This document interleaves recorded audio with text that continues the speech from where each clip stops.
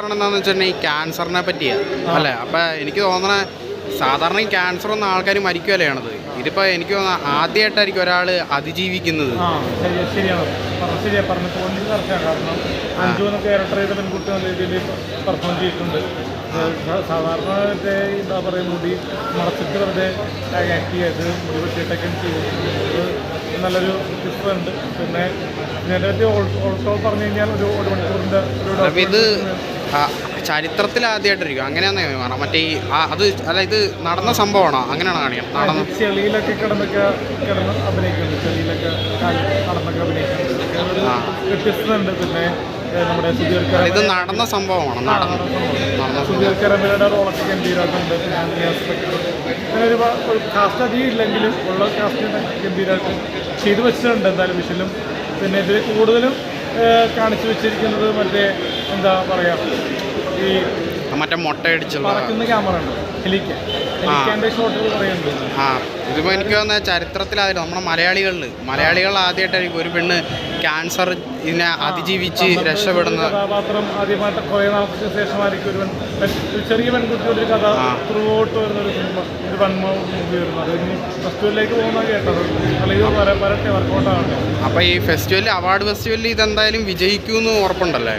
Award festival വിജയത്തിനപ്പുറം ആൾക്കാരിലേക്ക് എത്തും എന്ന് പറയാം. പൈസ പ്രിഡിക്റ്റ് ചെയ്യാൻ പറ്റില്ല ഇങ്ങനത്തെ സിനിമകൾ.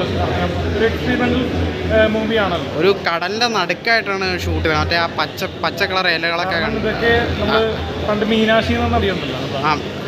മീനാക്ഷി ദിലീപ് അമർ അക്ബർ തോണിയില്ലേ?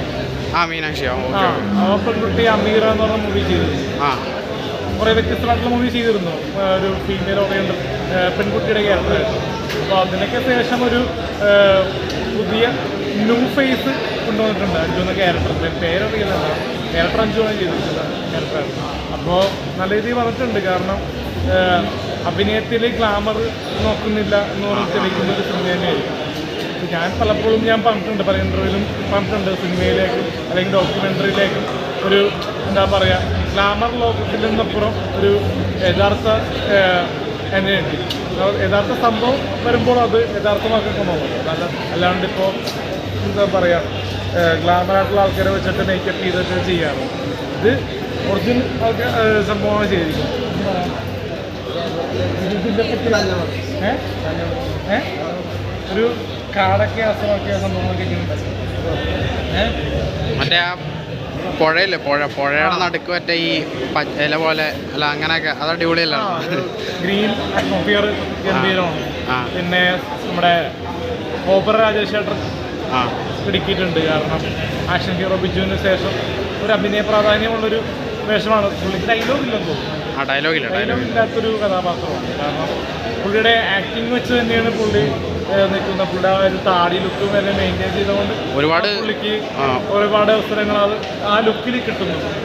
ഒരുപാട് വയലൻസ് ഉണ്ടെങ്കിൽ ആളുകളെ പിടിച്ചിരുത്തുന്നുണ്ടല്ലോ പടം. അങ്ങനെ ഇതിൽ പോരായ്മ ഒന്നുമില്ലെങ്കിൽ തന്നെ ഇല്ലെങ്കിലും ഇതിൽ വയലൻസ് ഇല്ലാത്തതുകൊണ്ട് കണ്ടിരിക്കാൻ പറ്റും.